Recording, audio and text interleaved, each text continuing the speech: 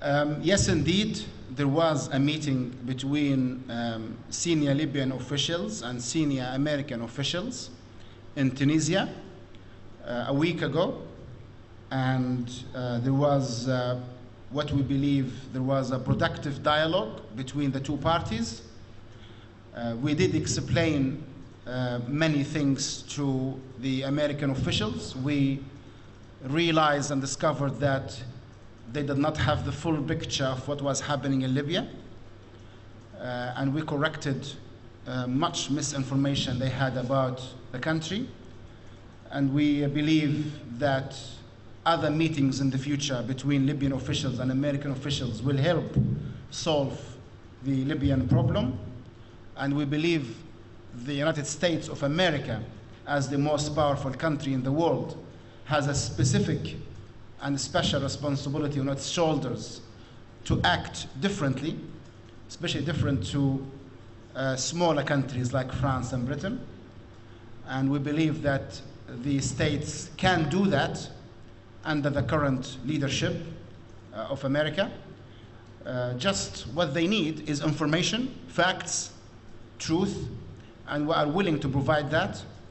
We are also willing to talk to the Americans more and to prove that we are transparent and honest about any promises we make.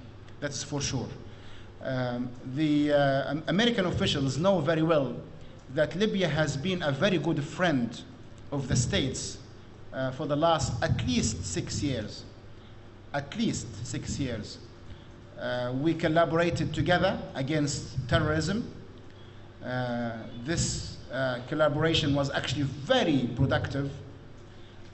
Libya was vital in the fight against Al-Qaeda in the Islamic Maghreb.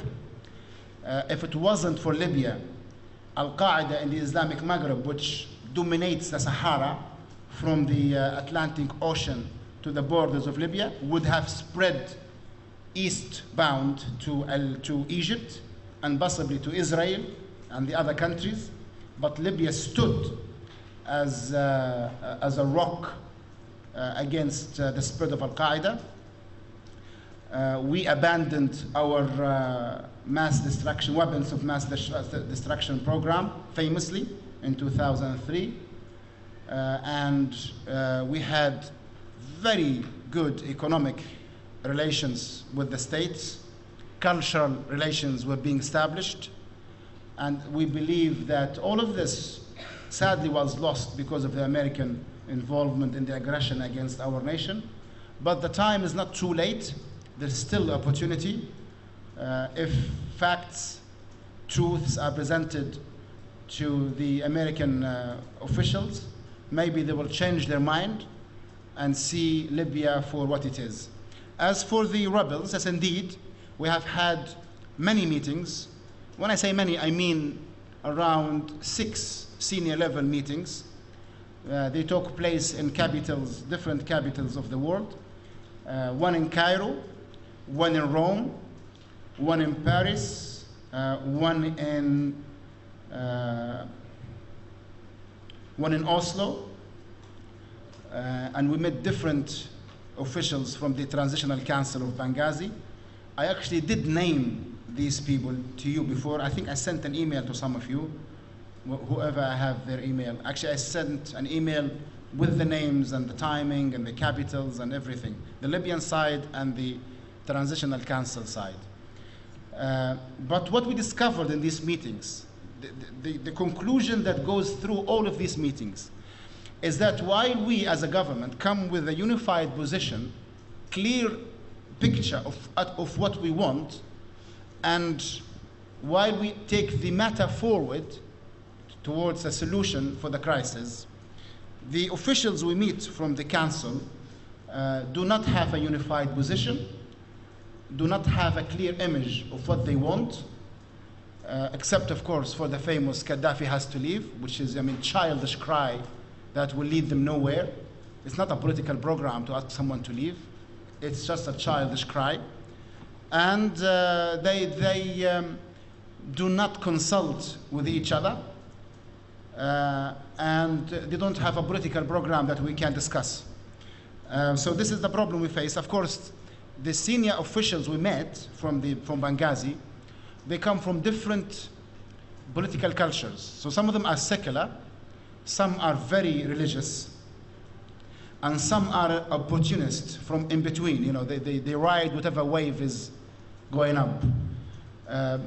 So they have different ideas and different concepts of how things should be, but vague. And we know that in between them, especially the secular part and the religious part, the religious part is mainly Muslim Brotherhood, of course. You all know Muslim Brotherhood, with powerful connections to the Muslim Brotherhood worldwide. The secular and liberal ones have connections to Europe and the States, and this is a source of conflict between them.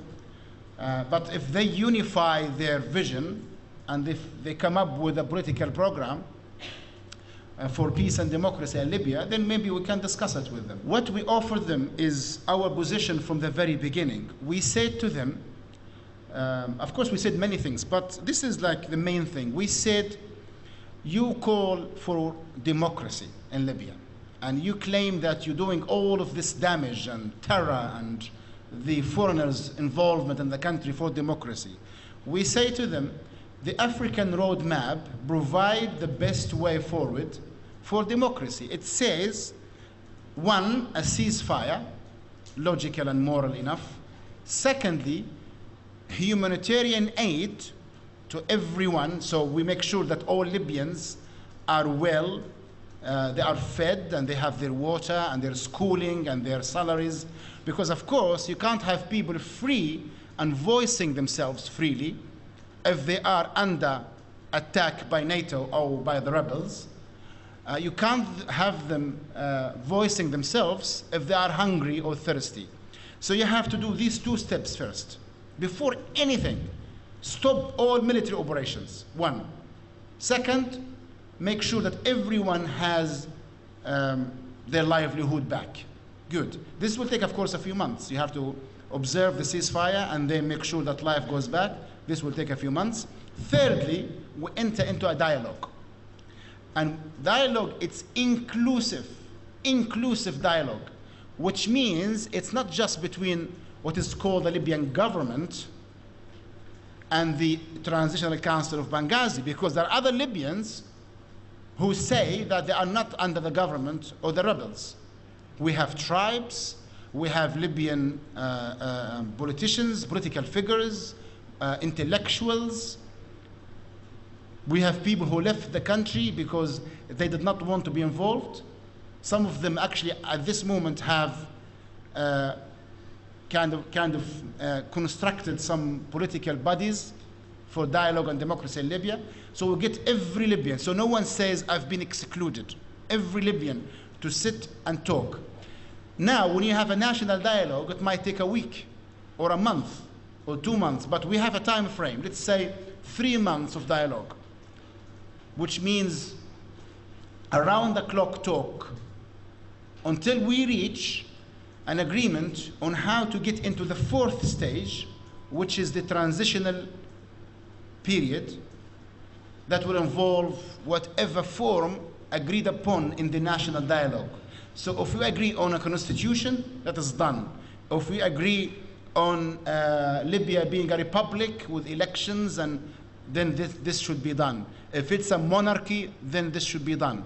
If it's a tribal, some sort of an inventive tribal society, whatever we agree upon it, then the implementation takes place in the 4th stage for elections and the constitutions and whatever we agree upon it. This is logical, it's safe, peaceful, and we agreed, we said from the very beginning, from NATO, before NATO started attacking us, we said this should be done in full transparency, under the full supervision of the African Union, the United Nations, and other international organizations. These organizations should be on the ground monitoring this transitional period. We said yes to that, we signed it. This is the African Union roadmap. Africa supported this map. on the two levels. First, on the government level in the African Summit. So these are the African governments. And on the parliament level, the Pan-African Parliament also met and supported the roadmap. And lately we hear NATO and Russia, China, even France praising the African roadmap. The only ones who said no to the African roadmap, which is so detailed and so, so logical and so, are the rebels. They said no. And I have solved the puzzle for you before. I said to you why they said no. It's very simple. It's for the same reason NATO did not want to listen to the African roadmap, which was proposed 4 months ago now. It's because they know that in a peaceful, democratic Libya, Gaddafi stays as the figurehead of this country, the rebels have no future, and Libya is united. This is a disaster, and we understand that. We almost understand the actions of NATO. They are so terrified of democracy in Libya. They are so terrified. Otherwise, if they think democracy is anti-Gaddafi, why don't they embarrass us and say, yes, let's do it right now? It will save lives. It will save them money they are spending on rockets. It would lessen the opportunity of terrorism. And it will help the Libyan people move forward. But for 5 months almost now, they have been saying no, no, no, no, no. They are terrified of peace and democracy in Libya. And I assure you, hopefully in the future, we'll meet again, and I will say the famous quote to you, I told you so. You will hear it from me, I promise you, I told you so.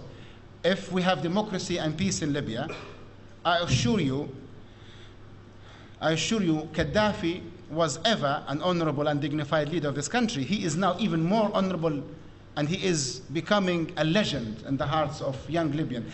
Young Libyans, talk to young Libyans in their early 20s and teenagers who did not witness the miracles performed by the Libyan revolution in 1969, when the 27-year-old Gaddafi, 27-year-old, kicked the American soldiers and French soldiers and British soldiers and Italian settlers.